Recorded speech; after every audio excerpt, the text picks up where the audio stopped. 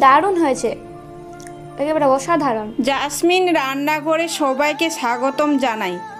আজকে আমি বানাচ্ছি পাস্তা রেসিপি, আর এটি আমাদের দেশে খুব জনপ্রিয় খাবার, আর এটি সকলেই ভীষণ পছন্দ করেন।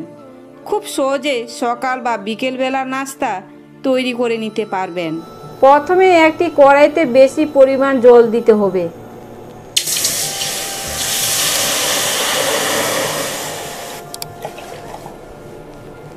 এখন এই জলের মধ্যে লবণ 1 চামচ দিয়ে দিব, আর দিব 1 টেবিল চামচ তেল।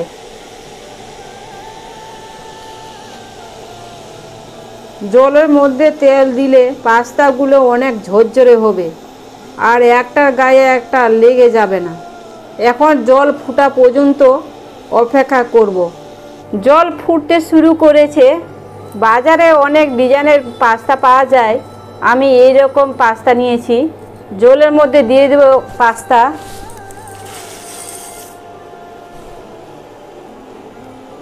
পাস্তাগুলি 5 থেকে 10 মিনিট সেদ্ধ হতে লাগবে। পাস্তা দেখে নিই সেদ্ধ হয়েছে কি না।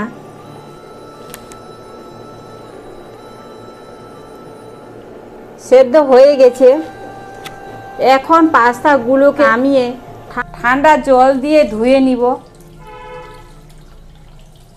এখন ঠান্ডা হতে দিব,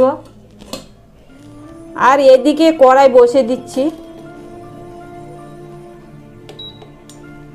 এখন কড়াইতে তেল দিয়ে দেব।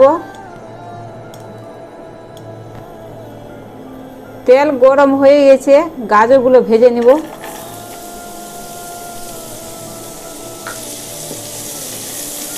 আপনারা এখানে ক্যাপসিকাম, মটরশুঁটিও দিতে পারেন।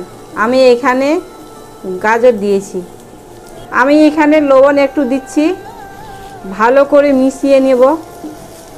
গাজরটিকে মিডিয়াম ফ্লেমে ভেজে নিব। ভাজা হয়ে গেছে, তুলে নেব। এখন তেল গরম হয়ে গেছে।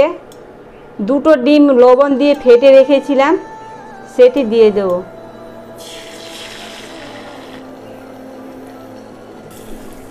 এখন এই 2টো ডিম ঝুরি করে ভেজে নিব। বেশি শক্ত করে ভাজবো না, নরম করে ভাজতে হবে। হয়ে গেছে, এবার আমি তুলে নেব। এখন আমি দিয়ে দিব 1 টেবিল চামচ তেল। তেল গরম হয়ে গেছে। এখন এর মধ্যে দিয়ে দিব আদা আর রসুন কুচি। আমি আদা রসুনকে ঝুরি করে কেটে নিয়েছি। আমি লাল করে ভেজে নেব। লাল করে ভাজা হয়ে গেছে। এখন আমি দিয়ে দেব 1 কাপ পেঁয়াজ কুচি। নরম করে পেঁয়াজটা ভেজে নেব। এখন দিয়ে দিব টমেটো। আমি এখানে 2টো টমেটো দিয়েছি, আর দিয়ে দিব কাঁচা লঙ্কা কুচি। আমি এখানে 5-6টা কাঁচা লঙ্কা কুচি দিয়েছি। এখন দিয়ে দিব স্বাদ মতো লবণ, দিয়ে ভালো করে নেড়ে চেড়ে নিব। কাঁচা লঙ্কার পরিমাণটা আপনারা কম বেশি করে নিতে পারেন। এখন দিয়ে দিব কাশ্মীরি লঙ্কা গুঁড়ো, দিয়ে ভালো করে নেড়ে চেড়ে নিব।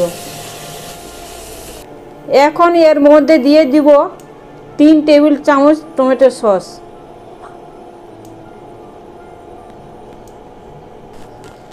টমেটো সস দিলে খেতে অনেক ভালো লাগে। এখন নেড়ে চেড়ে সব কিছুর সঙ্গে মিশিয়ে নিব। এখন এর মধ্যে দিয়ে দেব গোলমরিচের গুঁড়া, দিয়ে ভালো করে মিশিয়ে নিব। আর এখন দিয়ে দিব পাস্তা, ভালো করে মিশিয়ে নেব। আর দিয়ে দেব গাজর, দিয়ে ভালো করে মিশিয়ে নেব।